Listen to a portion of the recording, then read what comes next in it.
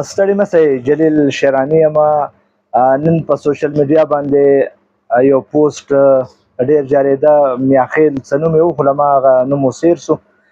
ډېرو کسانو زیاتو شیر کړی و چې په د ډېر اسماعیل خان سب ډیویژن درازین دی سپیشل دغه د کلاس 4 نوکرۍ وې او هغه هغو خلکو نامو ته واړولې چې کم په درازین د کښې وو. اوس یې هم نه چا د ورور اډرس چې کم دی هغه د سټیز دی د ډی خان او ورور د درازین دی ډومیسیل یې جوړ کړی دی.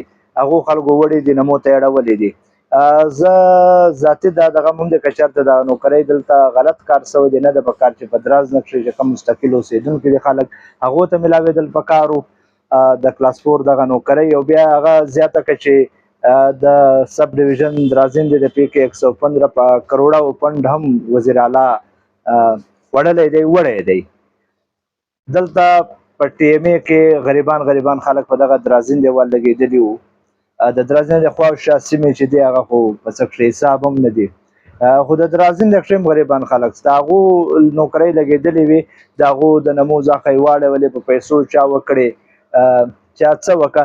مطلب دلته که په درازین دی له څه راسې هم بیا غریب سړي ته نه میلاواږي او دلته بیا کړل خرڅول وي هغه خلک یې وړي چې دلته لږ تر څه څوک لږ زورور وي هغه بیا هغه شی وړي. که هغه په ډی خان کې وي د درازین دی زرغو چې کوم په ډی خان کې دی هغه زورور دی هغو نمو ته واړولې.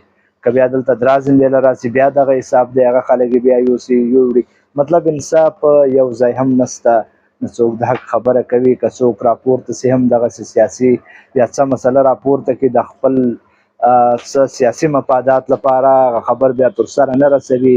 عوام هم راپورته کړي چې کله خپل دغه ګټه منده کړي بیا هغه خلک هغه عوام هم پر خپل ځای پرېږدي.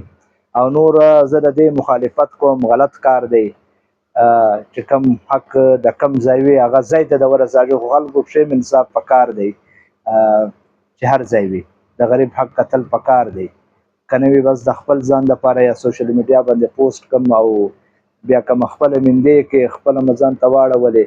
داسې دنیا دغه راغلي دي دلته خلکو اخیستې دي سرکاري پیسې سرکاري سکیم خو خلک د ځان ذاتي دغه مطلب یو ګفټ ګڼي یو لقب ګڼي ځان له چې بس دا خو ما راویست او زما دی په دغه باندې حق زما دی. که هغه د کام په سر راایستلی وي که د کونډو رنډو په دغه باندې راایستلی وي خدای خپل ځان حقداره بولي او د بل چا روپۍ حق هم نه پکې ګڼي.